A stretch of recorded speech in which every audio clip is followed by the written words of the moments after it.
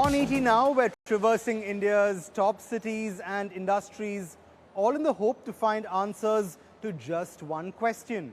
What does India Inc. want from Budget 2026? So join me in Chennai as I track how the Trump tariffs have impacted business at auto ancillary industries and whether the component ecosystem is keeping up with India's big EV shift. Our first stop on our Yatra takes us all the way to one of the sector's hubs in Thirumudivakam, located within the Sri Perumbudur area. It's right here that GH Induction India builds components for domestic automobile consumption and exports. In recent times though, it's that second bit that has seen the most stress. Perhaps the greatest challenge that plagued India's auto components sector came in the middle of last year when US President Donald Trump imposed the infamous Trump tariffs totaling to 50% on components exported to the US. America's reasoning was that these were penalties on India owing to the country's patronage for Russian oil. On the ground in Chennai, the impact of those tariffs was felt by way of cancelled or delayed orders. After all, American imports of India-made auto components accounted for 30% of the industry's top line. What the tariffs did was throw a spanner in the works of component makers, pushing them to seek out alternate export markets to offset the shock. There's a challenge not only from the tariff alone. The tariff has impacted us tremendously, but on top of it, the European market going down was also part of the challenge. With the tariff being implemented, we had challenges from Thailand, Indonesia and Vietnam. Also pitching up for the space we lost. And we thought that we will have the impact only on the 50%, but then it also increased much further than that on the total market. So I would guess that some customers of ours are affected, some less, some more. The people who had warehousing there were affected much more than people who were able to export from here, X-Works Chennai. They had lesser impact compared to the ones who had warehouses there. Right. Order book-wise, have the auto component companies been impacted in a large way, given the fact that a large chunk of components exports were US-bound? What kind of an impact has the order book taken really, Mr. Chari? Yeah, order book has been affected quite a lot.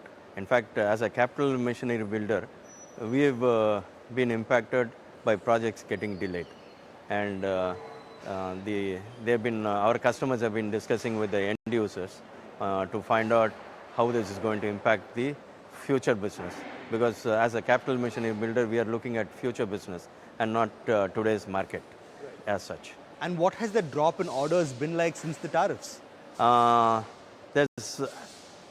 Since the projects are postponed, there's a movement of projects. And exactly there's no impact on today's inquiries, but today's turnovers are affected because the projects we expected didn't happen in the current year. It is shelved to the next year. Turnover-wise, what has the impact been? To what extent and to what degree has turnover been affected?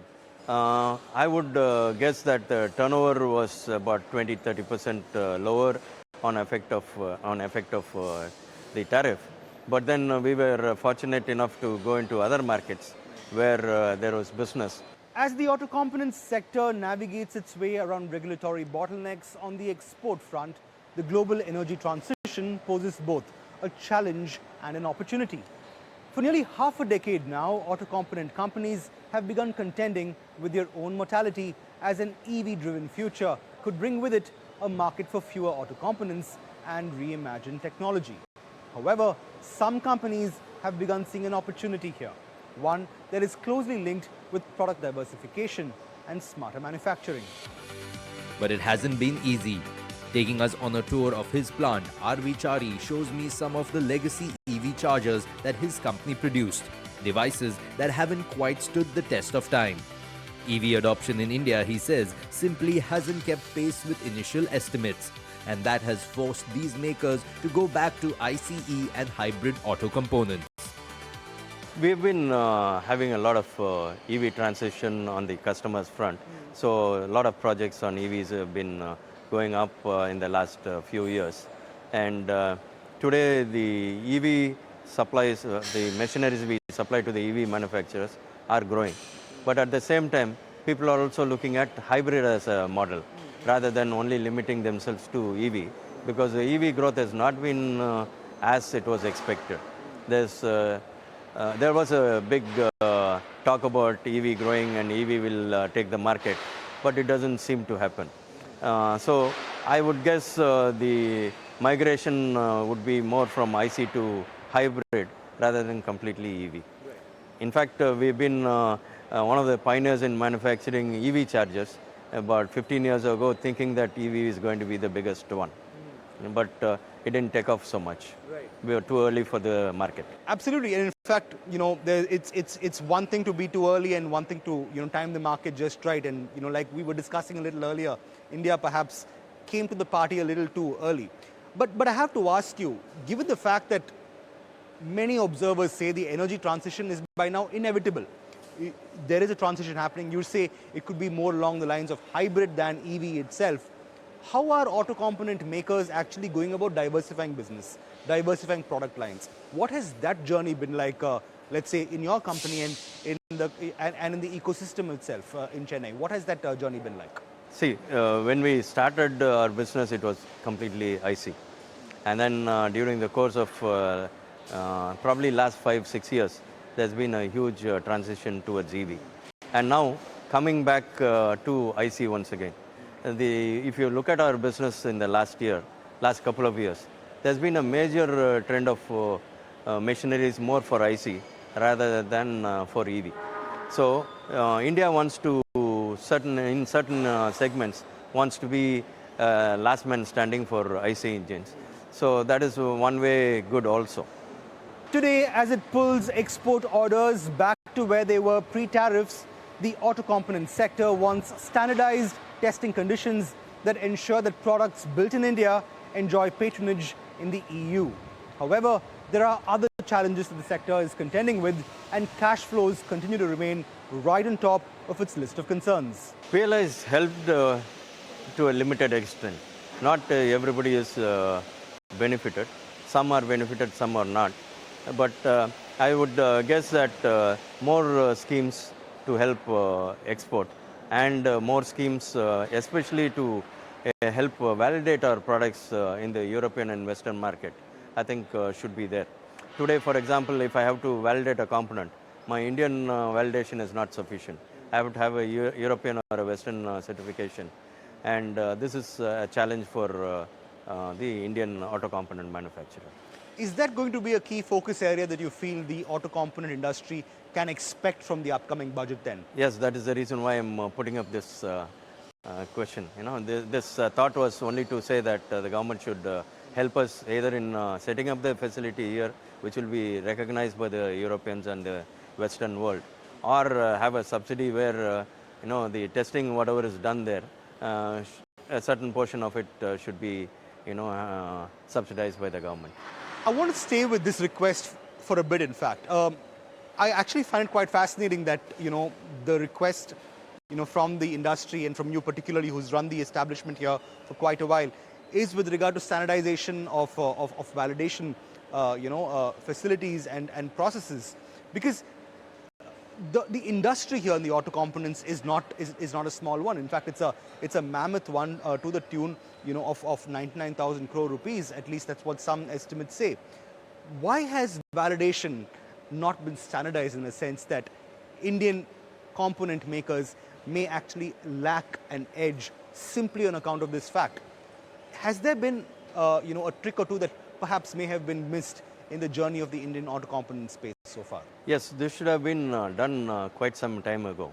And the Indian component is not inferior, even though we are not validating it. The question is the certification.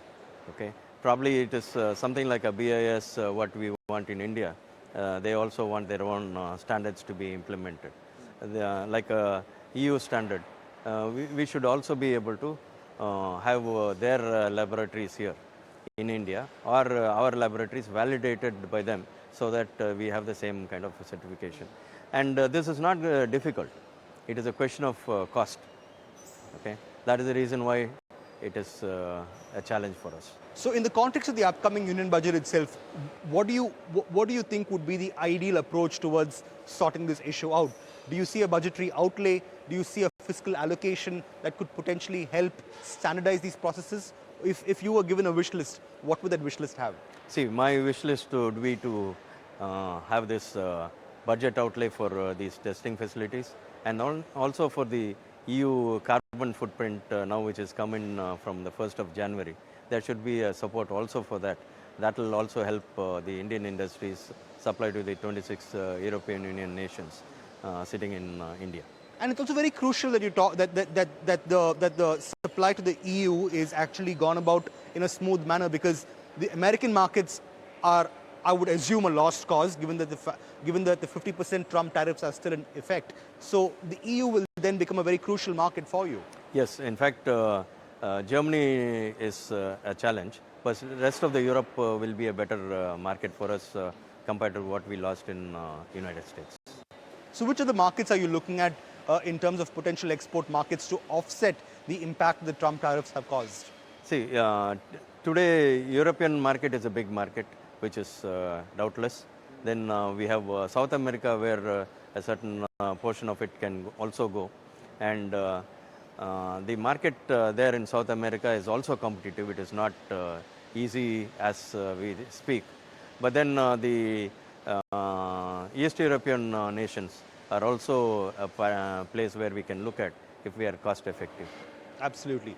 And speaking of tariffs itself and the competitive edge that Indian auto components have in comparison to other global players, on the tariffs front, and in terms of import and export itself, is there a wish list that you have from the government? Because it almost always is a very debatable topic, budget after budget, especially in the light of geopolitical undercurrents that we have begun seeing, more so in the recent past than before. On the tariff front, what would that wish list or request be from the government? Always, better duty structure, better duty, more in line with what we are able to export. Today, the challenge is we have duty which is a certain amount which the industry is not able to afford when we think of exporting. If, for example, I don't have 50% tariff for United States, then I have no challenges getting in much more, paying in much more duty into the imports. But whereas when I have export as a challenge, then for the domestic market, I have a challenge also, because the volume of business which I have been considering for a factory which I am setting up includes domestic market, includes export. So if I have a challenge with export, my domestic market also affects in the whole ecosystem. So there should be a way of helping the domestic market at least. The GST Council, of course, operates separately from the Union budget itself, but GST has also been a bit of a bugbear for you. However, as of September, I think a rationalized GST rate of 18% has, or many experts said, would in fact give a boost to the component sector, given that the rates came from 28% to 18%. So overall, it must be, the rationalized GST must be good news for you. Yeah, in fact, I wanted to thank the government for bringing in rationalized duty structure. It has helped build a lot of automotives in India. The sale of automotives has been quite good.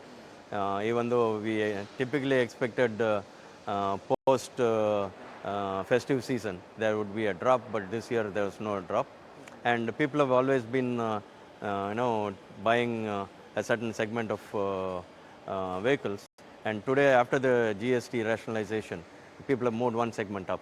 So somebody who would buy an entry level two-wheeler would go to the next level. Somebody who would buy a premium motorcycle would go to a car. So this is how the system has grown after the post-budget. But at the same time, there are also challenges faced by MSMEs in the GST Act. For example, the customers who don't pay the MSMEs in time, the GST, unless it is getting reflected in GSTR2. So what happens is they take the credit, and then only after they take the credit, it is paid to the suppliers. Whereas the suppliers, the MSMEs, typically the small and micros, have a cash flow crunch because of this. The customer is liable to pay GST once it is invoiced, and the product is invoiced. So this is something which we need to look at. I would request the GST Council to look at this in a fashion where the GST is paid before input tax can be taken in as a credit. So this is something which could help the SMEs cash flow.